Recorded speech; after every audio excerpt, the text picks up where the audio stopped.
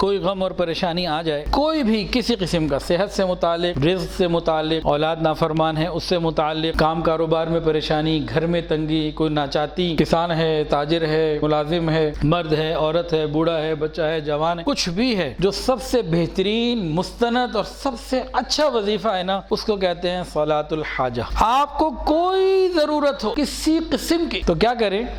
سنت کے مطابق وضو کریں، اس کے بعد 2 رکعت نفل پڑھیں صلاۃ الحاجت، اور اس کے بعد اللہ تعالیٰ سے درخواست کریں، دعا کریں۔ دعا کا اپنا ایک انداز ہے کہ اول آخر درود شریف بھی اس میں ہو، اللہ تعالیٰ کی تعریف ہو، پھر درود شریف ہو، پھر اپنی درخواست، اور آخر میں پھر درود شریف ہو۔ تو اس طریقے سے ہم اپنی عرضی پیش کریں۔ یہ ہم نے فائل ڈال دی، کوئی بھی کام ہے، بچوں کے رشتے نہیں ہو رہے، کوئی بھی معاملہ ہے، ایک تو صبر ساتھ رہنا ہے، یا ایھا الذین آمنوا، آگے کیا ہے جی؟ استعینوا بالصبر والصلاۃ، مدد حاصل کرو صبر اور نماز کے ذریعے۔ تو دونوں کام بتائے، صبر بھی کرنا ہے، مانگتے رہنا ہے، مانگتے رہنا ہے، مانگتے رہنا ہے، اور صبر بھی کرنا ہے۔ دیکھیں پھر اللہ کیسے کرتے ہیں معاملہ۔